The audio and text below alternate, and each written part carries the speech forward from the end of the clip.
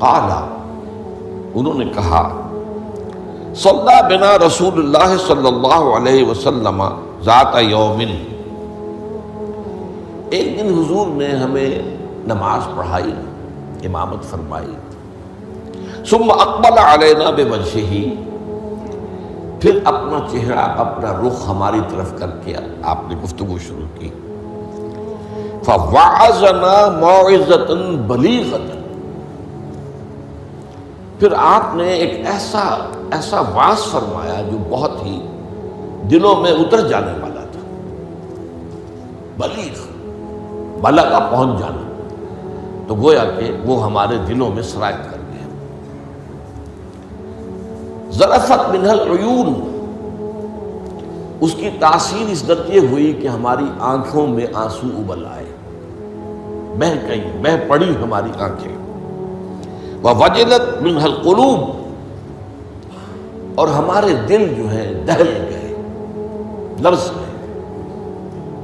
فقال رجل، تو عرض کیا ایک شخص نے، یا رسول اللہ، اے اللہ کے رسول صلی اللہ علیہ وسلم، کأن هذه موعظۃ مودع، یہ تو ایسا محسوس ہو رہا ہے کہ آپ کا یہ وعظ وداع کرنے والے کا وعظ ہے، یعنی کہ گویا کہ آپ اب ہم سے رخصت ہونے والے ہیں۔ معلوم ہوتا ہے کہ یہ آخری وعظ ہے جو آپ نے ارشاد فرمایا، اس درجے کا بلیغ اور مؤثر وعظ آپ نے، اور دلوں میں کھپ جانے والا، جس سے آنکھوں میں آنسو کے جو دریا بہنے لگے اور دل جو ہے دہل گئے۔ تو کأن هذه موعظۃ مودع، وداع کرنے والا، مودع، تو جیسے وہ جاتے ہوئے آخری وقت میں نصیحت کرتا ہے، آپ کی معلوم ہوتا ہے ایسی نصیحت ہے۔ فأوصنا، تو ہمیں ذرا مزید وصیت فرمائیے کہ آپ ہمیں کیا تاکید کر رہے ہیں، اگر یہ واقعی آپ کا اس دنیا سے رخصتی کا وقت قریب آ گیا ہے تو پھر ہمیں وہ باتیں بتائیے کہ جن کی ہمیں سب سے زیادہ ضرورت ہوگی۔ اب یہاں سے حضور کا قول شروع ہو رہا ہے۔ فقال، حضور نے فرمایا، اوصیکم بتقوی اللہ، سب سے پہلے تو میں وصیت کرتا ہوں تمہیں اللہ کا تقوی اختیار کرنے کی۔ تقوی کے معنی بہت مرتبہ بیان ہو چکے، بچنا، اور یہ تقوی ایک دنیا کا ہے، ایک آخرت کا ہے۔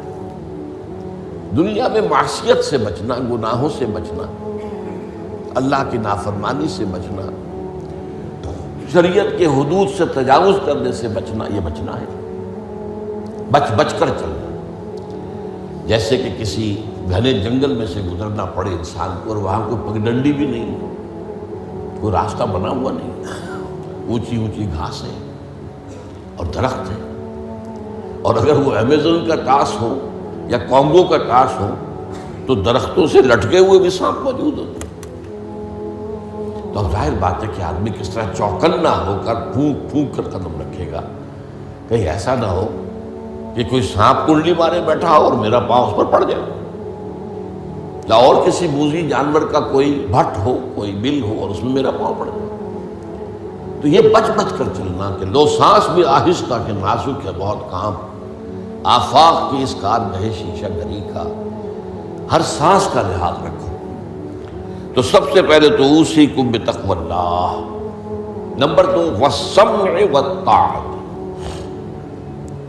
ایک نظم جماعت جو ہے، تمہاری اجتماعیت، صاحب بات ہے میرے بات خلافت ہوگی، ابھی تو تم میری بات مان رہے ہو، میں اللہ کا رسول بھی ہوں، لیکن اب میرے بعد رسول تو نہیں ہوگا، نبی تو نہیں ہوگا، خلیفہ ہوگا، لیکن اس کے لیے بھی سمع و طاعت، اس کا حکم سننا اور ماننا، تاکہ رکھنے نہ پڑے جماعتی زندگی میں، افتراق نہ ہو۔ اس لیے کہ ظاہر بات ہے کہ United you stand, divided you fall, جب ڈویژن ہو جائے، اختلاف ہو جائے تو پھر ظاہر بات ہے زوال آ جائے گا، اور یہ ہوا ہے۔ حضرت عثمان رضی اللہ تعالیٰ عنہ کی شہادت کے بعد سے وہ ڈویژن ہو گئی، شیعان عثمان، شیعان علی، اور پھر آپ کو معلوم ہے خانہ جنگی ہوئی۔ حضرت علی رضی اللہ تعالیٰ عنہ کا جو پورا عہد خلافت جو ہے وہ خانہ جنگی کی نظر ہو گیا، 1 لاکھ کے قریب مسلمان جو ہے ایک دوسرے کی تلواروں اور تیروں اور نیزوں سے ختم ہو گئے۔ تو ظاہر بات ہے کہ پھر زوال تو شروع ہو ہی جانا تھا۔ فرمایا والسمع والطاعۃ وإن كان عبدا حبشیا، خواہ تمہارا خلیفہ تمہارا امام چاہے ایک حبشی غلام ہو، یہ نہ سمجھنا کہ تم برتر ہو، اعلیٰ ہو، وہ ادنا ہے، وہ گھٹیا ہے، نہیں، حبشی غلام بھی ہو تو فإنه من يعش منكم بعدي فسيرى اختلافا كثيرا، اس لیے کہ تم میں سے جو بھی میرے بعد زندہ رہے گا وہ بہت کثرت کے ساتھ اختلاف دیکھے گا کہ مسلمانوں میں اختلاف ہو جائے۔ اختلاف تو حضرت ابوبکر کے زمانے میں ہوا، بس بات ہو گئی، اختلاف رائے ہو گیا، پھر فیصلہ ہو گیا، پھر سب عمل کر رہے ہیں۔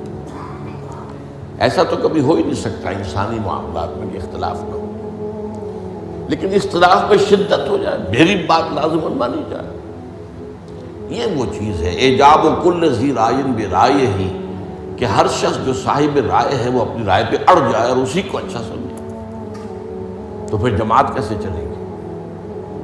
جماعت میں تو ظاہر بات ہے کہ کثر و انکسار کرنا پڑتا ہے، اپنی رائے کو پیچھے ڈالنا پڑتا ہے، امیر کی رائے کو ماننا پڑتا ہے۔ تو فرمایا فَإِنَّهُ مَن يَعْشُ مِنكُم بَعْدِي فَسَيَرَىٰ اخْتِلَافًا كَثِيرًا۔ اب وہ آیا جو اس موضوع سے متعلق ٹکڑا ہے، فَعَلَيْكُمْ بِسُنَّتِي وَسُنَّتِ الْخُلَفَاءِ الرَّاشِدِينَ الْمَهْدِيِّينَ، تو تم پر واجب ہے کہ میری سنت کو پکڑے رکھنا اور میرے خلفائے راشدین کی سنت کو پکڑے رکھنا، یہ تاکید، ان کی سنت کو مضبوطی کے ساتھ تھامے رکھنا۔ المہدیین، یہ جو خلفائے راشدین ہوں گے یہ مہدی ہوں گے، مہدیین ہدایت یافتہ ہوں گے۔ تمسکوہا وعضوہا بالنواجذ، دیکھو میری سنت کو اور میرے خلفائے راشدین کی سنت کو اپنے دانتوں سے پکڑ کر رکھو۔ یہ کچلیوں کے دانت جو ہوتے ہیں کسی شے کو پکڑنے کے لیے، درندوں میں آپ کو معلوم ہے یہ لمبی ہوتی ہیں کچلیاں، یہ چونکہ زندہ گوشت کو پھاڑنا ہوتا ہے، زندہ جانور کو یہ کچلیاں ہی ہوتی ہیں جو ان کو پھاڑتی ہیں، یہ آگے کے دانت کی کام نہیں کر سکتے۔ ہمارے ہاں چونکہ اب انسان جو ہے کچا گوشت نہیں کھاتا تو کچلیوں کی اتنی ضرورت نہیں ہے، تو چھوٹی رہ گئی ہے، نشان تو ہے۔ تو فرمایا عضو علیہا بالنواجذ، اپنی کچلیوں سے، دانتوں سے اسے پکڑ لو۔ وَإِيَّاكُمْ وَالْمُحْدَثَاتِ الْأُمُورِ، اور دیکھو ہرگز نئے پیدا ہونے والے معاملات کی پیروی نہ کرنا، یہ بدعت ہے۔ میں پچھلی مرتبہ بیان کر چکا ہوں، بدعت اور محدثہ، بدعہ محدثہ یہ ہم معنی الفاظ ہیں۔ وَإِيَّاكُمْ وَالْمُحْدَثَاتِ الْأُمُورِ فَإِنَّ كُلَّ مُحْدَثَةٍ بِدْعَةٍ وَكُلَّ بِدْعَةٍ ضَلَالَةٍ، اس لیے کہ ہر نئی پیدا شدہ چیز بدعت ہے اور ہر بدعت گمراہی ہے۔ میں نے اس اعتبار سے آپ کو یاد ہوگا کہ بدعت کے جو اسباب پیدا ہیں وہ بھی کل پچھلی مرتبہ بیان کیے تھے۔ بدعت کا ایک سبب یہ ہوتا ہے کہ جب دین کا ہمہ گیر تصور سامنے نہیں رہتا، دین کے ہمہ گیر تصور میں عبادات بھی ہیں، معاملات بھی ہیں، اور معاملات کی اہمیت زیادہ ہے۔ معاملات کی کوتاہی کو اللہ معاف نہیں کرے گا، عبادات کی کوتاہی کو اللہ معاف کر دے گا، وہ تو اللہ کے لیے ہے نا، تو اللہ تعالیٰ تو بہت معاف فرمانے والا ہے۔ یہ انسانوں کا حق اللہ کیسے معاف کرے گا؟ آپ نے کسی کا حق مارا ہے تو اس کا حساب کتاب تو ہو کر رہے گا، یا تو آپ کے کچھ برے اعمال، اس کے کچھ برے اعمال، گناہ آپ کے حساب میں آئیں گے، اور یا آپ کی کچھ نیکیاں ہوں گی تو وہ دے دی جائے گی اس کو جس کا کہ حق آپ نے مارا۔ وہ گیو اینڈ ٹیک وہاں ہوگا، کریڈٹ ڈسکریڈٹ جو ہے وہ ہوگا، کریڈٹ اور ڈیبٹ وہ ہو کر رہے گا۔ اب تیسری چیز اور ہے، عبادات، معاملات، اور سب سے اوپر اللہ کے دین کو غالب کرنے کی جد و جہد۔ یہ ہم نے حضرت معاذ کی حدیث میں پڑھا ہے، وَضَرْبَتِ السَّلَامُ مِنْ الْجِہَادُ فِي سَبِيلِ اللَّهِ۔ اسلام ایک درخت کے مانند ہم نے دیکھا، وہاں حضور نے مثال دی، اس کی جڑ ہے وہ تو ہے شہادت لا الہ الا اللہ وان محمد رسول اللہ، ایک تنا ہے اقام الصلاۃ و ایتاء الزکوٰۃ و ضربۃ السلام منہ، اور آپ کو معلوم ہے کہ اصل جو درخت سے مطلوب ہوتا ہے وہ تو اوپر ہوتا ہے۔ ٹھیک ہے، بعض درختوں کی لکڑیاں بھی کام میں آ جاتی ہیں، جلا کے بھی لیتے ہیں یا وہ اس سے فرنیچر بن جاتا ہے، لیکن اصل جو ہے پودا لگایا ہے تو پھول کے لیے، پودا لگا درخت لگایا تو آم کے لیے، وہ کہاں ہوتا ہے؟ وہ تو جڑ میں تو نہیں لگتا، وہ تنے پر نہیں لگتے، وہ تو اوپر۔ تو وہ جو چوٹی ہے وہ جہاد فی سبیل اللہ ہے۔ اب کچھ لوگوں کی زندگی سے یہ جہاد خارج، انہیں تصور ہی نہیں کہ یہ بھی کوئی فرض ہے، باطل کے نظام کے تحت آرام سے رہ رہے، پاؤں پھیلا کر سوتے ہیں، اپنا پروفیشن، اپنا کاروبار، اپنا دھندا، انہیں اس سے غرض ہی نہیں کہ ہو کیا رہا ہے ماحول میں، اللہ کے دین کو کیسے اس کی دھجیاں بکھیری جا رہی ہیں، شریعت کو کیسے پامال کیا جا رہا ہے، دین میں کیسے تبدیلیاں کی جا رہی ہیں، انہیں فکر ہے۔ تو ادھر سکڑ کر آ گئے۔ اور کچھ لوگ وہ ہیں جو معاملات کو بھی چھوڑ بیٹھے، کاروبار میں تو سود کیا کرے، لینا ہی ہے، دینا ہی ہے، بینک سے روپیہ لیے بغیر کاروبار کیسے بڑھائیں، کارخانہ تو لگانا ہی ہے، تو بینک سے تو قرض لینا ہی ہے، چھوٹے مکان میں کیسے رہوں، بڑی حویلی تو بنانی ہی ہے، وہاں سے جو ہے بینک سے قرضہ لینا ہی ہے، یا اسی طریقے سے اور کا معاملات کے اندر جو ہے وعدہ خلافی ہو رہی ہے، جھوٹ ہے وغیرہ وغیرہ، دھوکہ ہے۔ اب وہ دین سکڑا، ایک حصہ اقامت دین کی جد و جہد خارج از بحث، معاملات اس کے اندر بھی کمی، تو اب سارا جو گاڑھا پن ہے وہ عبادات میں آ گیا۔ میں نے مثال دی تھی آپ کو کہ ایک تشلا ہوتا ہے نا، اس میں پانی بھرا ہوا ہے، 1 انچ اونچا ہے، 2 انچ اونچا ہے، اسی کو آپ کسی جار میں ڈال دیجئے وہ 1 فٹ اونچا ہو جائے گا۔ تو جب آپ نے یہ بیس اس کا تنگ کر دیا، نہ اقامت دین کی جد و جہد رہی اور نہ معاملات کی پیروی رہی، تو سارا زور اب عبادات، ہر سال عمرہ فرما رہے ہیں، کمائی حرام کی ہے۔ کچھ لوگ ہیں بڑے فخر سے کہتے ہیں ہر سال حج کو جاتا ہوں، اور میرا مصلی مقرر ہے پہلی صف کے اندر، وہاں شرطوں کو رشوت دیتے ہیں اور وہ ان کے مصلی محفوظ رکھتے ہیں، سمجھتے بڑی نیکی کا کام کر رہے ہیں۔ حالانکہ دیکھیے، میں خاص طور پر آپ کو بتا دوں، حضور صلی اللہ علیہ وسلم نے جو عمرہ قضا تھا صلح حدیبیہ کے بعد ہوا، اس کے بعد کوئی عمرہ نہیں کیا۔ سن 8 ہجری میں مکہ فتح ہو گیا، اس کے بعد تو آپ بادشاہ تھے، اب کون روکنے والا تھا؟ کوئی عمرہ نہیں کیا۔ وہ ساری جد و جہد دین کو غالب کرنے کے لیے ہو رہی ہے، آپ کا سارا وقت اس میں لگا ہوا ہے۔ پھر حج نہیں کیا، سن 8 میں رمضان میں مکہ فتح ہو چکا ہے، آپ حج کر سکتے تھے، سن 9 میں بھی نہیں کیا۔ قافلہ جو ہے حجاج کا وہ بھیج دیا، مدینے سے روانہ کر دیا، حضرت ابو بکر کو امیر الحج پر خود دی گئی۔ صرف ایک حج ہے، وہ آخری حج جسے ہم حجۃ الوداع کہتے ہیں۔ اس سے سمجھنا چاہیے ریشیو پروپورشن دین میں کیا ہے، واٹ از واٹ، کس چیز کی کیا قدر و قیمت ہے، کون سی چیز کتنے درجے میں مطلوب ہے۔ یہ جب جو ہے جیسا کہ میں نے کہا یہ دین کا تصور سکڑے گا تو عبادات، اور یہ عبادات خلوص کے ساتھ ہو رہی ہوں گی، اور ان عبادات کے اندر تشدد بھی ہوگا اپنے اوپر اور مبالغہ ہوگا، بڑھاتے چلے جائیں گے، اور یہاں تک کہ اس میں بدعات ایجاد ہو جائیں گی۔ اب خاص طور پر شب برات، قدمی شب، بہت جو ہے عبادت کر، باقی تو جو کچھ ہوتا ہے اس کو تو چھوڑ دیجئے، آتش بازی ہوتی ہے یا کچھ اور جو ہنگامہ ہوتا ہے، جو جشن، یہ تو کچھ سرے سے دین سے کوئی سروکار ہے ہی نہیں۔ لیکن خاص طور پر اس رات کو مقرر کر لیا، حالانکہ کوئی قوی احادیث موجود نہیں ہے۔ اسی طریقے سے معراج کی شب، وہ ساری چیزیں کیوں ہو رہی ہیں؟ اس لیے کہ عبادات کا جو معاملہ ہے پوری توجہ ان پر مرتکز ہو گئی۔ اچھا، دوسرا مسئلہ کیا ہوتا ہے؟ عبادات میں بھی ایک ہے ان کا ظاہر رسم، ایک ہے باطن روح۔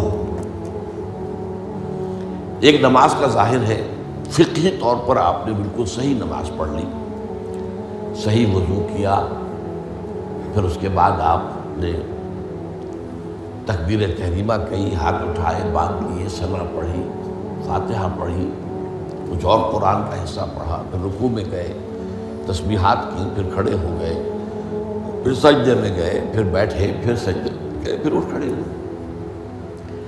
یہ جو رسم نماز ہے، اس کی ظاہری شکل، رسم کہتے ہیں ظاہری شکل کو، رہ گئی رسم ازاں روح بلالی نہ رہی، فلسفہ رہ گیا تلقین غزالی نہ رہی۔ اب اگر اسی پر توجہ مرتکز ہو جائے گی تو روح دین کی طرف سے توجہ ہٹ جائے گی۔ اس ظاہر کے بارے میں تو بڑی نیند میں ہوگی، چھوٹی چھوٹی باتوں کے اوپر اختلاف ہو جائے گا، من دیگرم تو دیگری، یہ کیا کیا تو نے؟ آمین زور سے کہہ دیا، یہ ہماری مسجد میں آیا کیسے تو؟ آئندہ جرات نہ کرنا، ٹانگیں توڑ دیں گے، یہ کیا رفع یدین کر رہے ہو؟ چھوٹی چھوٹی چیزیں، بڑی چیزیں سب ہضم، لکڑ ہضم، پتھر ہضم، سود ہضم، جھوٹے کاروبار سے آنے والی آمدنی ہضم، یہ اختلافات ہضم نہیں ہوتے۔ اس میں پھر رسومات کا اضافہ ہوگا، رسومات پر رسومات، رسومات پر رسومات۔ اب اسی کی ایک مثال ہے، شادی بیاہ کے لیے رسمیں کتنی ہو گئی۔ ہم نے تحریک شروع کی، اللہ کا شکر ہے، کچھ چرچا ہے، بھائی نکاح مسجد میں کرو، لڑکی والوں کے ہاں کوئی دعوت طعام اس کا ثبوت نہیں ہے۔ دعوت طعام ایک ہے اور وہ دعوت ولیمہ ہے لڑکے کی طرف سے، اس کا گھر آباد ہوا ہے، وہ اپنی خوشی منائے، سیلیبریٹ کرے اپنے دوستوں، یہ ثابت ہے، اس کی تاکید ہے۔ باب الولیمہ حدیث کی کتابوں کے اندر پورا باب ہے، باقی اور کوئی نہیں۔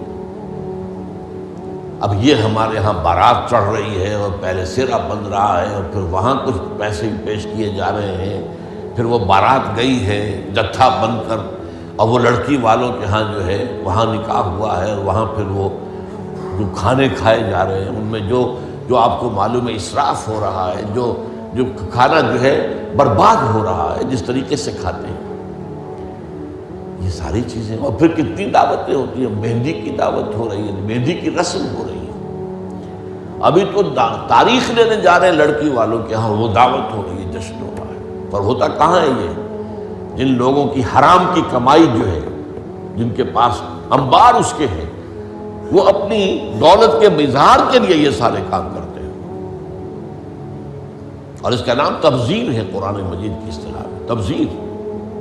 ان المبذرین کانوا اخوان الشیاطین، یہ جو پیسے لٹانے والے ہیں اپنے نام و نمود کے لیے، شہرت کے لیے، دکھاوے کے لیے، یہ شیطانوں کے بھائی ہیں۔ نتیجہ کیا نکلتا ہے؟ آپ کے پاس تو دولت کے انبار تھے، آپ نے کیا، ایک غریب آدمی کی مصیبت ہو گئی، وہ کیا کرے؟ میری بیٹی کیا کہے گی؟ میری شادی پر میرا باپ یہ بھی نہیں کر سکتا۔ وہ کھاتے پورے کرتے ہیں جس طرح بھی ہو، کچھ بھی، کہیں حرام سے کمائیں، کہیں چوری کریں، کہیں ڈاکہ ڈالیں، کہیں رشوتیں لیں، جس کے ہاں چند بیٹیاں ہو جائیں اس کی نیندیں حرام ہو جاتی ہیں۔ جبکہ اسلام کا اصول یہ ہے، شادی میں لڑکی والوں کا ایک پیسہ بھی خرچ نہیں ہونا چاہیے، مہر لڑکا دے گا، محفل نکاح میں چھوارے لائے یا کچھ اور لائے، ٹافیاں لائے، کچھ آئے، منہ میٹھا کرانے کے لیے لڑکا لائے گا، ولیمہ لڑکا کرے گا، لڑکی والوں کو تو خرچ ہی نہیں، نہ جہیز کا کوئی تصور اسلام میں۔ لیکن ہمارے یہاں سارا معاملہ الٹا ہے۔ تو یہ ہے اصل میں جو اسباب ہوتے ہیں۔